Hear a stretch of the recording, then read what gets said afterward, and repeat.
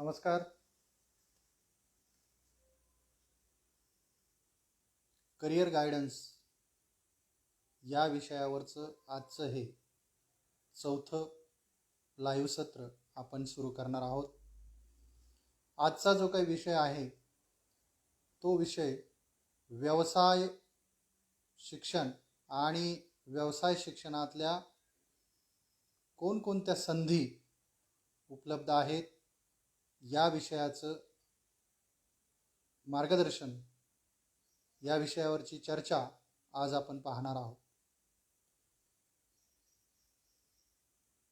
मुळामध्ये जगाचा विचार केला तर जगभरात व्यवसाय शिक्षण हे 80% शिकवलं जातं असं म्हणतात. महाराष्ट्र हे औद्योगिक विकासामध्ये अग्रेसर असं राज्य मानलं जातं. महाराष्ट्राच्या औद्योगिक विकासाला बळ देणारी जी गोष्ट आहे ती महाराष्ट्रात असलेलं व्यवसाय शिक्षणाचं जाळं मानलं जातं. व्यवसाय शिक्षणातल्या कोणकोणत्या संधी आहेत ते आपण प्रथम पाहणार आहोत. महाराष्ट्राचा विचार केला तर कौशल्य विकास व उद्योजकता विभाग हा महाराष्ट्राचा स्वतंत्र विभाग व्यवसाय शिक्षण जे आहे त्याला नियंत्रित करतो आणि याच विभागाअंतर्गत येणारं व्यवसाय शिक्षण व प्रशिक्षण संचालनालय हे व्यवसाय शिक्षणावरती प्रत्यक्ष काम करणारं विभाग आहे. व्यवसाय शिक्षण म्हटलं की आपल्या डोळ्यासमोर ITI या संस्था प्रामुख्याने येतात.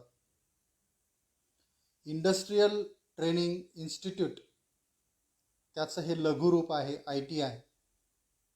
तर शिक्षण आणि प्रशिक्षण या दोघांच्या मध्ये काय फरक असतो तर शिक्षणामध्ये आपण पुस्तकी ज्ञान, पुस्तकी माहिती जी आहे ती घेत असतो, परंतु प्रशिक्षणामध्ये प्रत्यक्ष ट्रेनिंग जे आहे ते आपण घेतो, प्रत्यक्ष काम करतो आणि जेव्हा आपण प्रत्यक्ष काम करतो तेव्हा कुठलीही गोष्ट आपण विसरत नाही.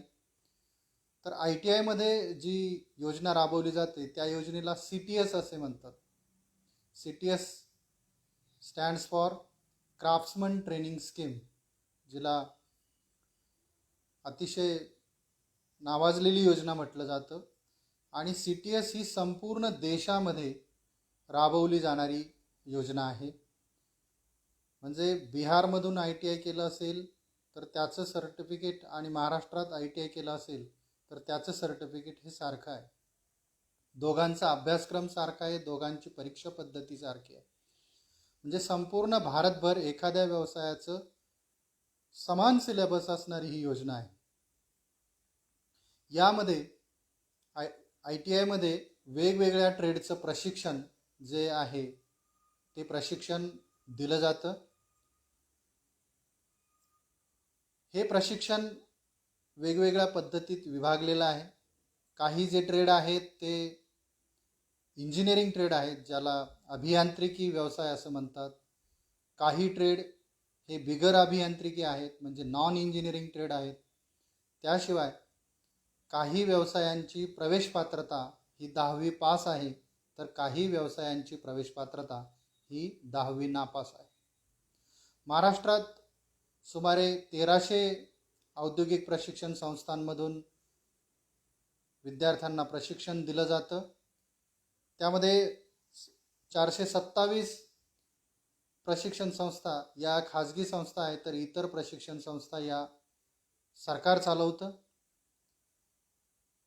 या सर्व ITIचे प्रवेश हे ऑनलाईन पद्धतीने होतात.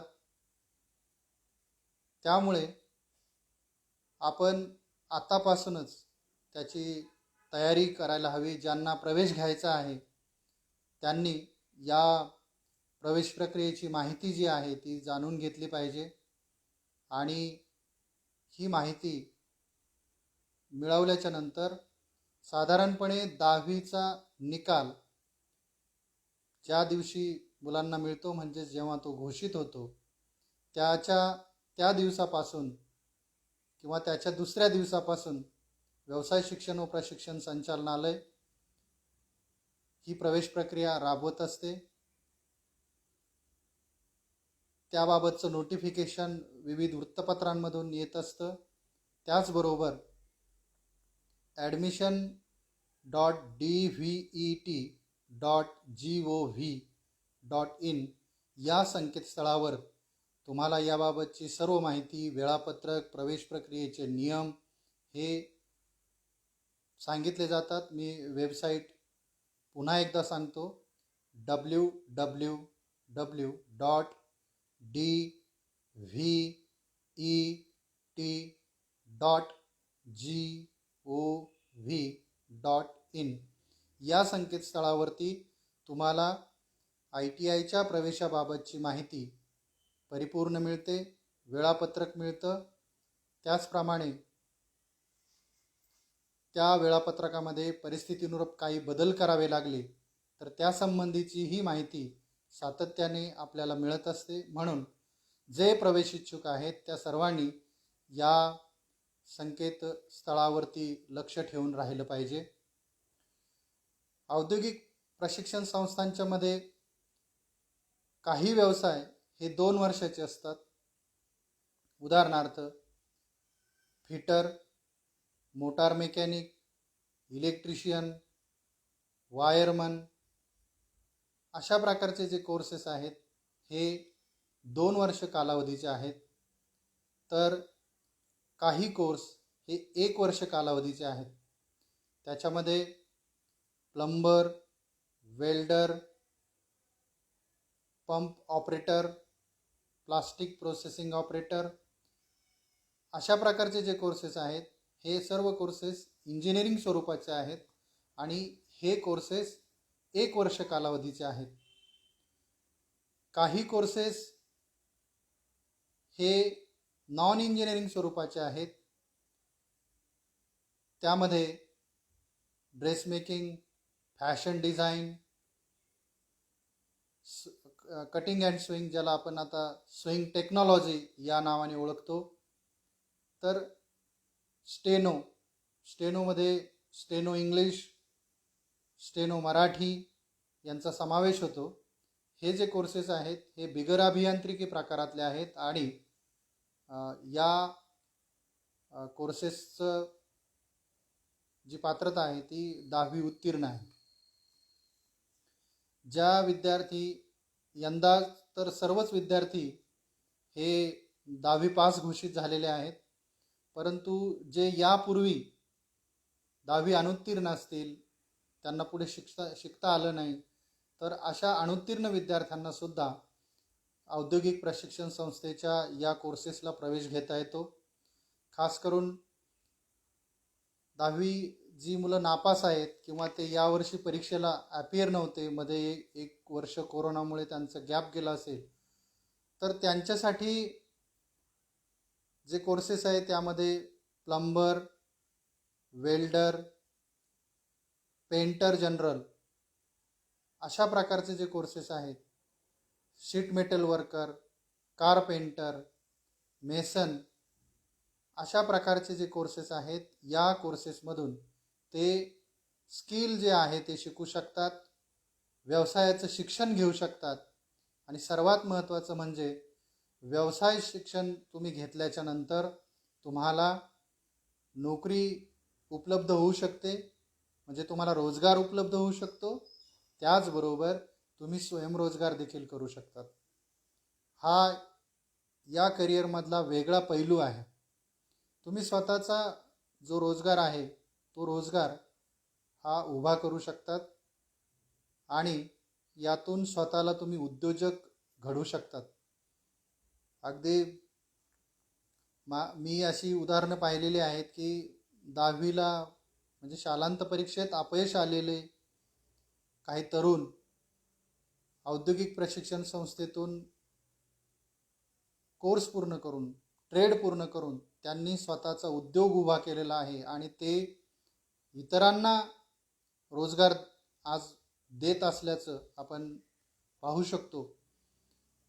म्हणजे सामान्यपणे आपण म्हणतो की 10वी नापास झालो किंवा 12वी नापास झालो की आपल्याला कुठलाही रोजगाराच्या किंवा स्वयंरोजगाराच्या संधी नसतात. तर त्यांच्यासाठी औद्योगिक प्रशिक्षण संस्थांमधील विविध ट्रेड हे एक बेस्ट ऑप्शन आज उपलब्ध आहे. तर त्या ऑप्शनचा, या संधीचा तरुणांनी नक्कीच विचार केला पाहिजे. याच्यामध्ये वयाची अट नाही, ही अजून एक महत्त्वाची गोष्ट आहे. ज्यांचं वय आता 10वी-12वीच्या पुढे गेलेलं आहे, अशा उमेदवारांना सुद्धा औद्योगिक प्रशिक्षण संस्थांच्या मधून प्रवेश घेता येतो, प्रशिक्षण घेता येतं आणि आपला रोजगार उभा करता येतो. त्याचबरोबर अजून यातली महत्त्वाची गोष्ट म्हणजे औद्योगिक प्रशिक्षण संस्थांमधून शिक्षण घेण्यासाठीचं जे शुल्क आहे किंवा फीज ज्याला आपण म्हणतो, ही अतिशय कमी आहे. त्याचबरोबर ज्या खाजगी औद्योगिक प्रशिक्षण संस्थांमधून किंवा इन्स्टिट्यूट मॅनेजमेंट कमिटीच्या मार्फत, ज्याला आपण संस्था व्यवस्थापन समिती म्हणतो, यांच्यामार्फत जे विद्यार्थी शासकीय ITIला प्रवेश घेतात किंवा ऑनलाईन प्रवेश प्रक्रियेच्या माध्यमातून जे उमेदवार खाजगी ITIला प्रवेश घेतात, त्यांना त्यांचं शुल्क प्रतिपूर्ती जी योजना आहे त्या अंतर्गत त्यांनी जे भरलेलं शुल्क आहे ते शुल्क हे परत मिळतं. आणि ही जी स्कीम आहे, ही स्कीम जवळपास सर्वच कॅटेगरीला मिळते. तुमच्या उत्पन्नाचा दाखला तुम्ही तयार ठेवा, त्यामुळे तुम्हाला या शुल्क प्रतिपूर्ती योजनेतून तुम्ही भरलेलं शुल्क जे आहे ते परत मिळेल. आणि जे नियमित ऑनलाईन प्रक्रियेतून प्रवेश घेतात त्यांच्यासाठी तर अगदी नगण्य शुल्क आहे. पूर्ण 1 वर्षाला जवळपास ते 1500 ते 1600 रुपयामध्ये संपूर्ण आपलं प्रशिक्षण जे काय आहे ते प्रशिक्षण पूर्ण करतात. या कालावधीमध्ये उमेदवारांना जो कच्चा माल लागतो, जे मशिनरी हवी असते प्रशिक्षणासाठी, ही सर्व मशिनरी शासकीय औद्योगिक प्रशिक्षण संस्थांच्या मधून ही सरकारच्या द्वारे ती पुरवली जाते. त्यामुळे उमेदवारांना स्वतःचा असा काही खर्च करण्याची आवश्यकता नसते. जिल्ह्याच्या ज्या औद्योगिक प्रशिक्षण संस्था आहे या ठिकाणी वसतिगृहाची व्यवस्था असते, त्यामुळे तोही प्रश्न प्रशिक्षणार्थ्यांना किंवा जे हा अभ्यासक्रम पूर्ण करू इच्छितात, ट्रेडचं प्रशिक्षण घेऊ इच्छितात, त्यांच्यासाठी ही सुद्धा एक अतिशय चांगली सुविधा या ठिकाणी उपलब्ध असते. त्यामुळे वेगवेगळ्या कोर्सेसला तुम्हाला प्रवेश घेता येऊ शकतो. जवळपास 75 ते 80 वेगवेगळे trade, engineering trade, non engineering trade, machine trade, without machine trade म्हणजे बिगर यंत्र असलेले जे काही व्यवसाय असतात, ज्यांना हे बोजड वाटतं त्यांच्यासाठी, काही व्यवसायांना हे यांत्रिक पद्धतीने तिकडे काम करायला लागतं किंवा यंत्रांवर काम करायला लागतं. यांत्रिक पद्धतीने म्हणण्याऐवजी काम शिकण्यासाठी वेगवेगळी यंत्र हवी असतात, तो यांत्रिक प्रकारचा व्यवसाय असतो, ट्रेड असतो. ज्या ट्रेडच्या मध्ये मशिनरी नसतात, ज्याला आपण टेबल ट्रेड म्हणतो, मशिनरी जास्त नसते पण स्किल तुम्हाला शिकायला लागतं, ते बिना यंत्र असलेले व्यवसाय जे काय आहे ते असतात. तर त्याचा जो काही विचार आहे तो आपण केला पाहिजे. आणि तुमची जी आवड आहे, म्हणजे जसं तुम्ही अभियांत्रिकेचा विचार करताना इलेक्ट्रिकल, मेकॅनिकलच्या सब ब्रँच, ऑटोमोबाईल असं शिक्षण जसं उपलब्ध असतं, त्याचप्रमाणे औद्योगिक प्रशिक्षण संस्थांमध्येही तुम्हाला त्या ब्रँच सारखं ट्रेनिंग जे काय आहे ते उपलब्ध असतं. म्हणजे इलेक्ट्रिकल ग्रुपमध्ये तुम्ही विचार केला तर इलेक्ट्रिशियन आहे, वायरमन आहे. सिव्हिलचा विचार केला तर सिव्हिल ड्राफ्ट्समन आहे सारखा कोर्स आहे. मेकॅनिकलचा जर तुम्ही विचार केला तर मेकॅनिकलमध्ये भरपूर कोर्सेस आहे. मेकॅनिकलमध्ये फिटर आहे, मशिनिस्ट आहे, मशिनिस्ट ग्राइंडर आहे, टूल अँड डायमेकर आहे, अशा प्रकारचे कोर्सेस उपलब्ध आहे. ऑटोमोबाईल सेक्टरचा तुम्ही जर विचार केला तर त्याच्यामध्ये diesel mechanic, motor mechanic, tractor mechanic अशा प्रकारचे कोर्सेस तिकडे उपलब्ध आहेत.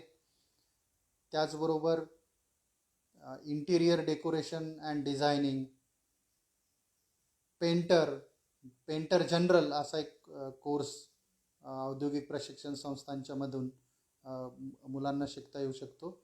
तर अशा वेगवेगळ्या कोर्सेसचं ज्ञान विद्यार्थी किंवा तरुण याच्यामध्ये प्रात्यक्षिकासह घेऊ शकतात. या व्यवसाय शिक्षणाचं हे वेगळं वैशिष्ट्य आहे की हे शिक्षण संपूर्णतः प्रात्यक्षिकीय आहे. म्हणजे इकडे प्रात्यक्षिकाला आणि परीक्षा पद्धतीमध्ये सुद्धा प्रात्यक्षिकाला जास्त मार्क आहे आणि सैद्धांतिक जे आहे त्याला कमी मार्क्स आहे. म्हणजे तुम्हाला सर्वाधिक जो तुमचा भर आहे तो भर तुम्हाला प्रात्यक्षिकावरती म्हणजे प्रॅक्टिकलवरती देणं हे आवश्यक आहे. त्याचबरोबर औद्योगिक प्रशिक्षण संस्थेतून तुम्ही जेव्हा इंजिनिअरिंग ट्रेड पूर्ण करतात त्या ट्रेडच्या पूर्ण केल्यानंतर तुम्हाला डिप्लोमाला म्हणजे पॉलिटेक्निक कॉलेजच्या पदविकेमधील अभ्यासक्रमाला डायरेक्ट सेकंड इयरला ॲडमिशन होतं. म्हणजे ITI तुम्ही व्यवसाय शिक्षणाचा जो अभ्यासक्रम आहे, जो ट्रेड आहे तो पूर्ण केला की तुम्हाला पदविकेला, इंजिनिअरिंगच्या पदविकेला डायरेक्ट सेकंड इयरला ॲडमिशन घेता येतं. आणि तुमचं डिप्लोमा पूर्ण झाल्यानंतर तुम्हाला सर्वांना हे ज्ञातही नसेल तर मी सांगतो की डिप्लोमा पूर्ण झाल्यानंतर तुम्हाला डिग्रीला डायरेक्ट सेकंड इयरला प्रवेश घेता येतो. म्हणजे ITI प्रवेश घेतलेला एखादा उमेदवार हा इंजिनिअरिंग करू शकतो, BE नंतर तो ME करू शकतो, मास्टर इन इंजिनिअरिंग, पुढे PhD करू शकतो. म्हणजे या स्टेपवरून तुम्हाला जाताना शिक्षणाची व्हर्टिकल मोबिलिटी जी आहे ती उपलब्ध आहे. ज्यांना आज असं वाटतं की माझ्याकडे इतर गोष्टींसाठी फीज वगैरे कमी आहे तर ते ITIकडे जाऊ शकतात आणि त्यानंतर पुढे शिकत त्यांना व्हर्टिकल मोबिलिटीच्या माध्यमातून ते उच्च शिक्षण जे आहे ते उच्च शिक्षण देखील प्राप्त करू शकतात.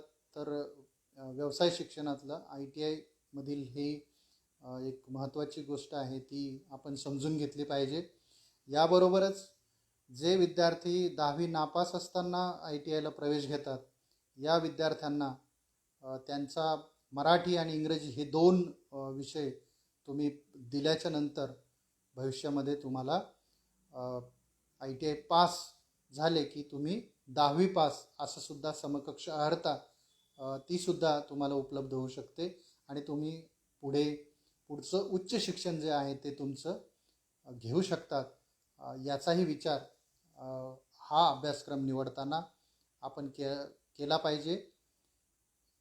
याचबरोबर औद्योगिक प्रशिक्षण संस्थांच्या मधून तुम्ही जेव्हा ITIचा ट्रेड जो आहे तो पूर्ण करतात त्यानंतर तुम्हाला ॲप्रेंटिस योजनेअंतर्गत ज्याला आपण ATS म्हणतो या ॲप्रेंटिस योजनेच्या अंतर्गत तुम्ही तुमच्या ट्रेड निहाय जी शिकाऊ उमेदवारी आहे ती शिकाऊ उमेदवारी करू शकतात.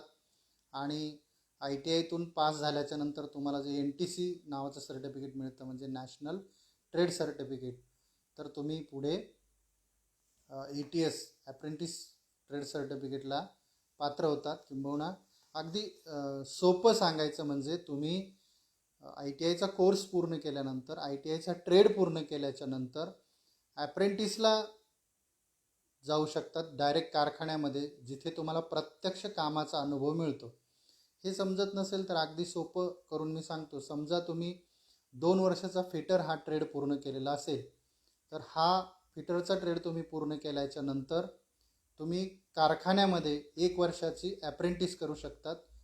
शिकाऊ उमेदवारी अधिनियम 1961च्या अंतर्गत तुम्हाला संबंधित आस्थापनांमध्ये कंपन्यांच्यामध्ये 1 वर्षाचं ॲप्रेंटिस मिळतं आणि ते ॲप्रेंटिस तुम्ही पूर्ण केल्याच्या नंतर तुम्हाला परीक्षा देता येते आणि परीक्षा दिल्याच्या नंतर तुम्हाला एक सर्टिफिकेट मिळतं.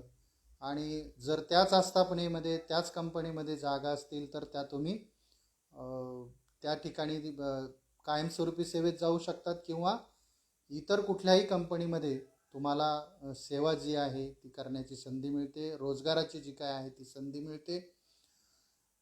तर हाही विचार सर्वांनी करायला हरकत नाही. दुसरं महत्त्वाचं म्हणजे ITIतून आपण प्रशिक्षण पूर्ण केल्याच्या नंतर रोजगाराच्या संधी कुठे कुठे असतात याचाही प्रवेश घेण्यापूर्वी आपण नक्कीच विचार केला पाहिजे. तर सामान्यपणे तुम्ही जर विचार केला तर रेल्वे, ST महामंडळ, भाभा अणुशक्ती जे आहे, BARC, त्याचबरोबर सर्व शासकीय निमशासकीय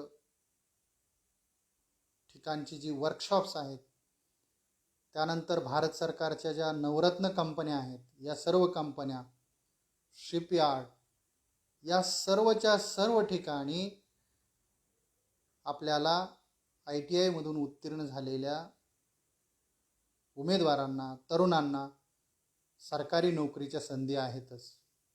याबरोबरच ज्या खाजगी कंपन्या आहेत, या सर्व खाजगी कंपन्यांच्या मध्ये ज्या रोजगाराच्या संधी आहेत, वेगवेगळ्या ट्रेडचे टेक्निशियन्स, सुपरवायझर्स त्यांना हवे असतात, या ठिकाणचा रोजगार सुद्धा तुम्हाला मिळू शकतो. आणि तिसरा आणखी जो पर्याय आहे त्याच्यामध्ये तुम्हाला स्वतःचा रोजगार, ज्याला आपण स्वयंरोजगार म्हणतो, तो सुरू करता येऊ शकतो. शासनाच्या ज्या वेगवेगळ्या वित्तीय पुरवठा करणाऱ्या व्यवस्था आहेत, त्या व्यवस्थांच्या माध्यमातून तुम्ही कर्ज घेऊ शकतात आणि स्वतःचा जो व्यवसाय आहे तो व्यवसाय उभा करू शकतात. आणि तुम्ही स्वतःला रोजगार मिळवतानाच इतरांनाही रोजगार देणारे होऊ शकतात. हे या योजनेचं जे आहे ते वैशिष्ट्य आहे. त्याचाही नक्कीच आपण सर्वांनी विचार केला पाहिजे. तर आतापासूनच ज्यांना ITIला प्रवेश घ्यायचा आहे त्यांनी हा जो विचार आहे तो आतापासून करा. ज्या संस्थांमध्ये प्रवेश घ्यायचा आहे त्या औद्योगिक प्रशिक्षण संस्थांची माहिती घेऊन ठेवा. तुम्हाला ज्या ट्रेडसाठी प्रवेश घ्यायचा आहे त्या ट्रेडसाठी निदेशक जे आहे तेथे उपलब्ध आहेत का, यापूर्वीच कुठे कुठे नोकऱ्या मिळाल्या आहेत, त्या सर्व गोष्टींची बारीक माहिती तुम्ही सर्वांनी घेऊन ठेवा. तर या प्रवेशासाठीची जी डॉक्युमेंट्स आहे त्यामध्ये तुमचं आधार कार्ड असेल, जातीचे दाखले असतील, नॉन क्रिमिलियर्सचं सर्टिफिकेट असेल, त्याचबरोबर शाळा सोडल्याचा दाखला असेल, हे सर्व कागदपत्र तुम्ही आजच तयार करून ठेवा. आणि प्रवेश प्रक्रिया सुरू झाली की त्यानंतर तुम्ही ऑनलाईन प्रवेश प्रक्रियेमध्ये योग्यपणे तुमचा फॉर्म जो आहे तो भरा. आणि या सर्व ज्या गोष्टी आहेत त्या ऑनलाईनने तुम्हाला समजतील. हे सर्व प्रवेश हे गुणवत्तेच्या आधारे मिळतात. संगणकावर तुमची गुणवत्ता यादी तयार होते आणि तुम्हाला तसं माहितीही मिळते. त्याचबरोबर तुमच्या जवळच्या शासकीय औद्योगिक प्रशिक्षण संस्थेला भेट द्या.